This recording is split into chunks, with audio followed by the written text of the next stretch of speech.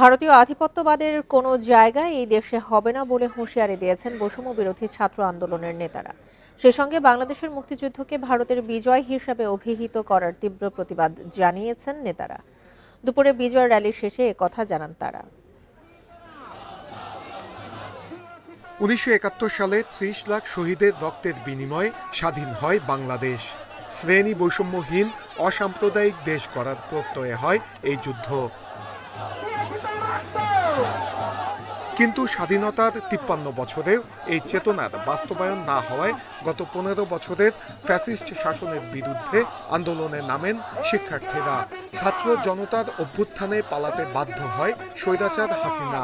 বৈষম্য দূর করতে আন্দোলন করছিলাম, তাহলে অবশ্যই বৈষম্য দূর হবে এমন একটা বাংলাদেশ চাই। জুলাই গণঅভ্যুত্থান হয়েছে, জুলাই গণঅভ্যুত্থানের মধ্য দিয়ে ফ্যাসিবাদী কাঠামোর বিনাশ, ফ্যাসিবাদ বিতাড়িত হলো, ফ্যাসিবাদী কাঠামোর কিন্তু বিনাশ ঘটেনি। তার জন্য আমাদের মনে হয় একটি জাতীয় ঐক্যমত্য প্রয়োজন। সোমবার দুপুরে কেন্দ্রীয় শহীদ মিনার থেকে আনন্দ মিছিল বের করেন বৈষম্য বিরোধী আন্দোলনের শিক্ষার্থীরা। মিছিলটি শাহবাগ হয়ে আবারও শহীদ মিনারে এসে শেষ হয়। এ সময় বাংলাদেশের মুক্তিযুদ্ধকে অবমাননা করে নরেন্দ্র মোদীর টুইটের তীব্র প্রতিবাদ জানান শিক্ষার্থীরা। ভারতীয় আধিপত্যবাদের বিরুদ্ধে কঠোর অবস্থান নেওয়ার হুঁশিয়ারি দেন শিক্ষার্থীরা। বাংলাদেশের সার্বভৌমত্ব হস্তক্ষেপ করা হয়েছে, বাংলাদেশের সেনাবাহিনীকে আঘাত করা হয়েছে ষড়যন্ত্রের মাধ্যমে, বারবার এগুলো করা হয়েছে। আমাদের স্বাধীনতা ও সার্বভৌমত্বের প্রশ্নে আমরা 71 একটি মানচিত্র পেয়েছি, লক্ষ লক্ষ শহীদ ভাই বোনদের রক্তত্যাগের মাধ্যমে।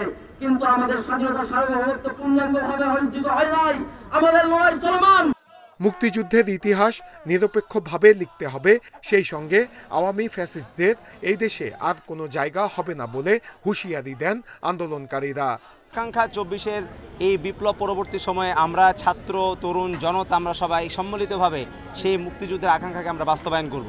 যারা গত 15 বছরের গুম, হত্যা, লুটপাটের সাথে জড়িত তাদের বিরুদ্ধে দ্রুত ব্যবস্থা নেওয়ার দাবি শিক্ষার্থীদের। নূরে আলম, ইন্ডিপেন্ডেন্ট নিউজ, ঢাকা।